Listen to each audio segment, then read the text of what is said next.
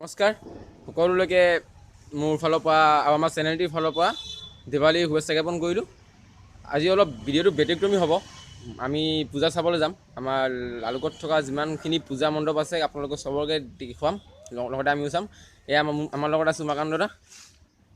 আমি একেলগে যাম, চাম পূজা আপোনালোকক দেখুৱাম। আৰু লগতে ভিডিঅ'টো ভাল লাগিলে চাই থাকিব শেষলৈকে, আৰু লাইক কমেণ্ট শ্বেয়াৰ আৰু ছাবস্ক্ৰাইব কৰিব নাপাহৰিব। ব'লক আমি যাওঁ এতিয়া।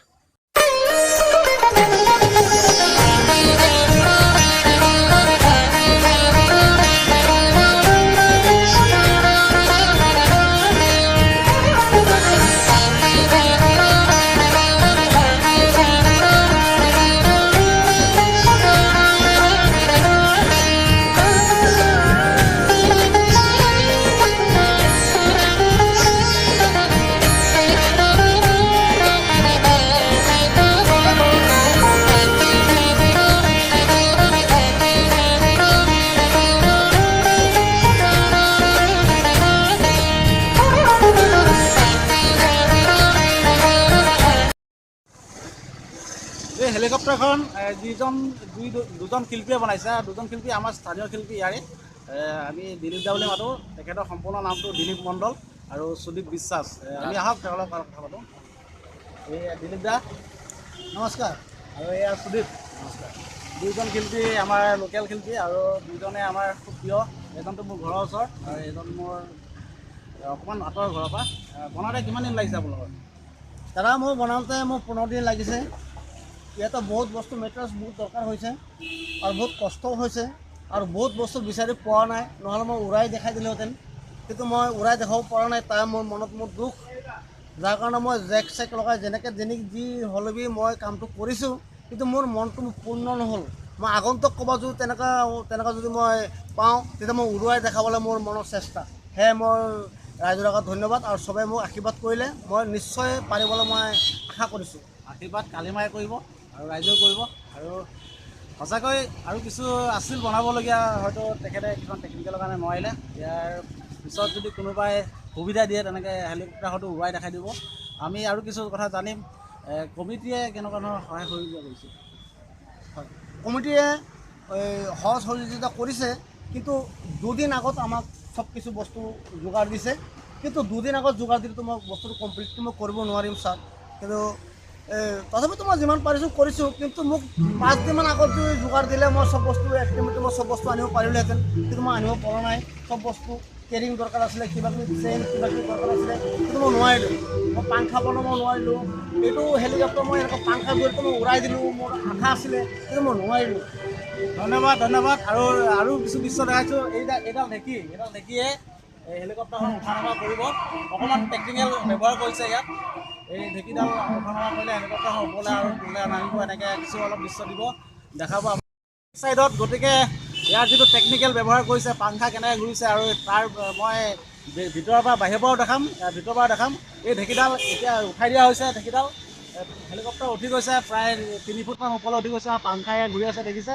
মই অলপ বাহিৰৰ পৰা দেখাবলৈ চেষ্টা